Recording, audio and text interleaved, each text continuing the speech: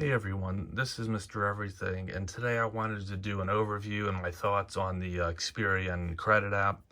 I'm actually, right now I have the basic, but I'm going to upgrade to the premium version and show you the advantages what you get with the premium version, along with how to do it and how I think you can do it cheaper and if you really need to do it. Now, I have used the premium version before about, I don't know, almost a year ago. I used it for a couple of months. You do have to pay for it, obviously.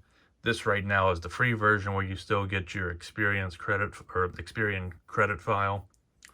And as you can see here of the Equifax and the TransUnion, those ones are from last July, so they're a little bit outdated, but they will still serve the purpose. And there are some other ways you can check your credit score with eligible credit card accounts that are partners with those credit unions, but you still get a much more in-depth file and your inquiry count and everything with this app. So when you're with the free version, again, you won't be getting these. You're seeing these because this is when I last paid for it, but you still will get an Experian update. I think it's a couple times a month, but if you do any type of inquiries or anything pulls or anything like that, you'll get an instant update with your new score. So it's always worth having this app at least to track your Experian, and that one seems, at least where I live, they pull that one the most. So it's kind of good to at least have that score locked down to where you can view your file. And before I go ahead and upgrade, I know there's like Credit Karma. I think, I could be wrong, but I think that one used Vantage scores. And my Vantage score I get through American Express. It's significantly higher than my FICO scores. So, and maybe someone does, but as far as I know, every issuer I've ever dealt with goes off of FICO. So I don't use the Vantage score model. I guess it gives you a good idea, still count your inquiries and track stuff like that that's relevant. But to me, I would just go straight up FICO scores. I believe my FICO is also another service, but I think, again, you have to, I could be wrong, but I think you have to pay to get all of them.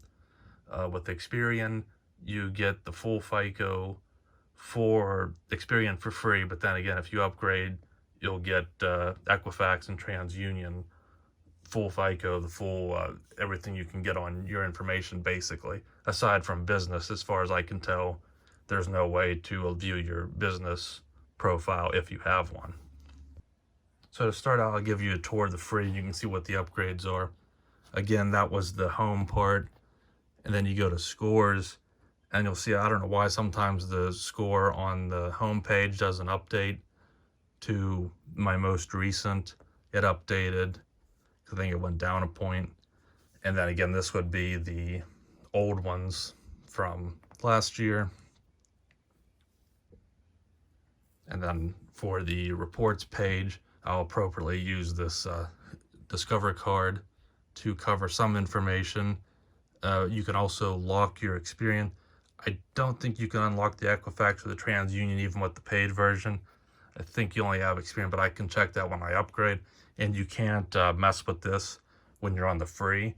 So the last thing you want to do is pay for a free, lock your Experian credit file, and then let it expire, go back to free version, and then you wouldn't be able to unlock it for anything that would pull from it if you need to have it unlocked. So I would keep that in mind and just not mess with it. And there's really not too many reasons to lock it unless you really know that you need to.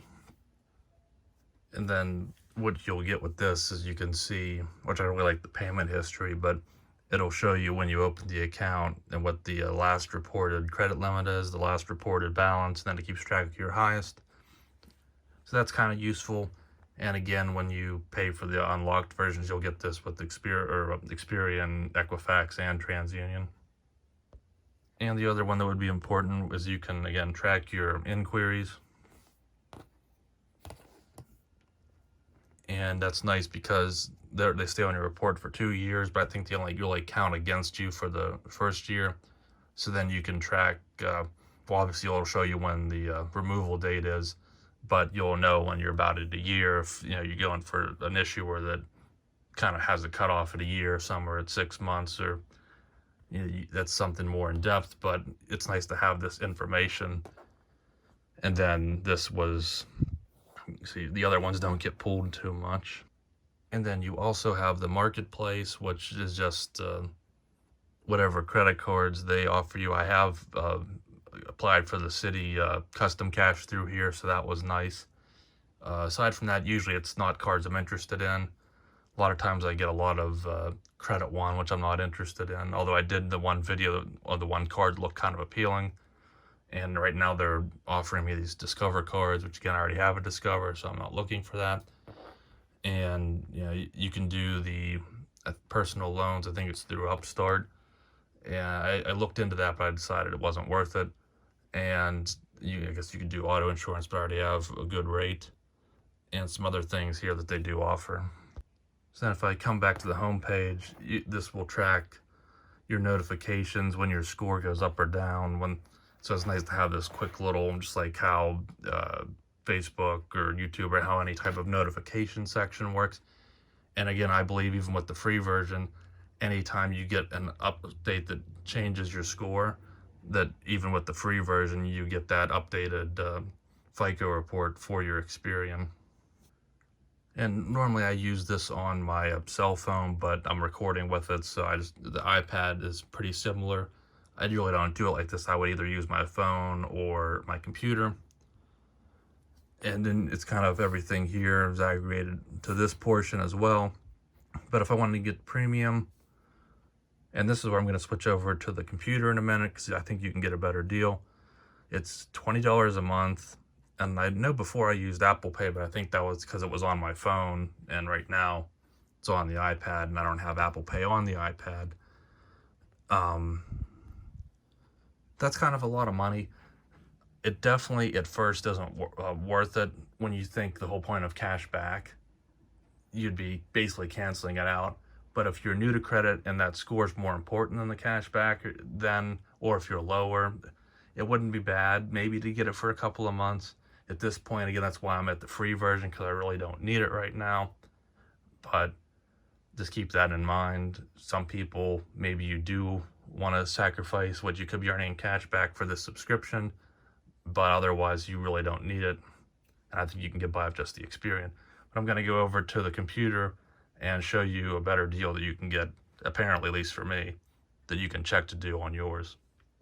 And if I go on to the desktop version, which you could probably still do on your phone, I get this offer. As soon as I sign in, this pops up. So I can get 30 days for free, and then it's only $15 a month. So I don't know. I think if I was going to have this subscription regularly, I'd obviously rather pay $5 less a month. That's still, again, maybe like I could see paying $5 a month altogether for this service, because that's not too bad for a year. But for 15, I would much rather go with that. But again, I pretty much know where my score is at, and I'm happy with it, and I don't have any problems getting credit. But I am going to take advantage of this 30 days free, and then I'll probably cancel it after that. But as you can see here, I'm going to go ahead and add that free, and then if I would get charged, it'd just be 15 instead of right off the bat 20 from the phone. So I would recommend signing in this way. And if you're just made your Experian account, maybe you won't have this offer, but just know, at least try it and see if you get that. It's reflecting that I have the Plus. I guess there's a difference between Plus and Premium. It just says Premium on the phone, and then on the desktop it says Plus, so there's that as well. So then you can see with the desktop, I have the Plus but not the Premium, so they want me to pay another $5 to upgrade to that. But then it would normally be $25 a month, so it's kind of confusing, and I really never paid attention to this. I'm just going to stick with that free version for the 30 days, and then if I did want to continue, it'd be 15. But I want to see what access I have with just the Plus. But you can see what they offer there. Last year when I did this, I had the premium version, and then I showed you the free, and then I upgraded again to the Plus with the free trial. But when you look at the tier list, it says the premium offers you 3 scores, all the credit unions, and the plus doesn't. But I still nonetheless have the update. So you can see here from the last time it updated, I do have the scores for all 3. So this is, I know for sure this is what you get with premium. I'm not sure if that'll show up with the plus, so I'm actually a little confused on the different memberships and the prices because they seem to be different on each device, and so that's something unfortunately you'll just have to try yourself because I can't give you a definitive answer. Just try mobile and try the desktop website and see if there's any price differences or free trials to start with. But you can see here my debt and credit usage is higher, even though they've all been updated today.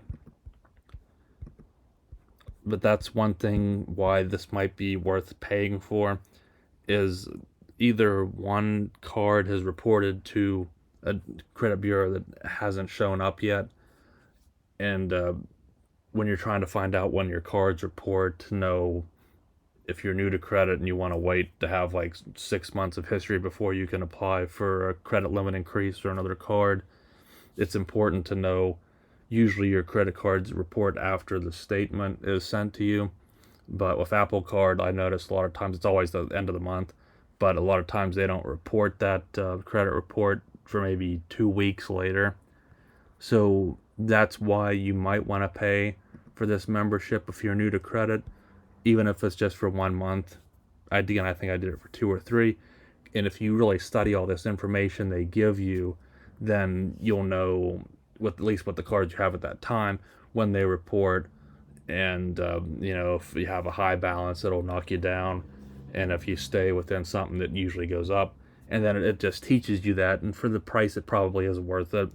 At least I don't think I'd keep this membership all the time year round, but at least till you get a footing on how credit works, and then at least you'll have your scores that you can go off of to still know your inquiry count for each bureau. So if I come back to the iPad, this is what probably how most people I would imagine would be viewing it. So I have access to all 3 of the scores, and I can go in, and now since I have the paid version, you can lock your Experian credit file, which I'm not going to do, I don't need to, but you have the ability to do that. But then if you're going to, which you really don't need to, make sure to unlock it before you let the membership expire. And then there also is Experian Boost, which has nothing to do with being paid or not. That's if you want to link it to your bank account, but I have a couple different bank accounts, and for the small increase I would get, it's not worth it. And at this point I actually pay all my running bills, like streaming services and stuff they look for, with the credit card anyway. So it's not worth giving that out to them, in my opinion. But if you want to raise your score, you can use Experian Boost. And now you get so this is what you would get with the paid version opposed to the free. Now these are the accounts that updated, because the last time they were from last July, so now they reflect that I have 5 accounts. And the TransUnion, I still see I have 4 reported inquiries. I thought one dropped off, but maybe I have another one that pulled from them and I just didn't know, since I wasn't getting the notifications for TransUnion like I was Experian. So I can see I did have that one inquiry fall off. It's just I have another one that showed up after I canceled. So I had the one Wells Fargo show up, but not the other, because I applied for it twice. And I see they were nice enough to double dip my Experian and TransUnion both times and didn't approve me. So I will be sure not to own one of their cards. Not that I need it, because they're not very good in comparison to the competition anyway. But that was nice to know that I still do have 4 inquiries, because I must have got another one that double dipped.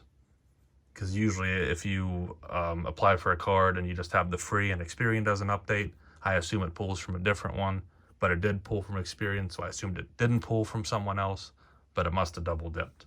And that's, again, an advantage of having the paid version, because you get to see the full analysis of all 3 credit bureaus. And then if you go into protection with the paid version, it'll update you on anything going on. So you can see some of these are older scans.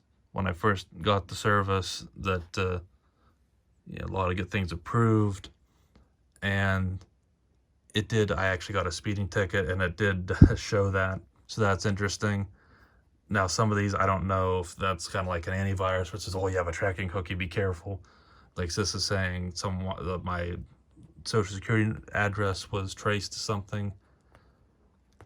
Not sure. I mean, you do have to put that information out there of certain websites when you apply for cards. I'm not sure if that's standard or something to be concerned about, but you can track it through this now with the paid version.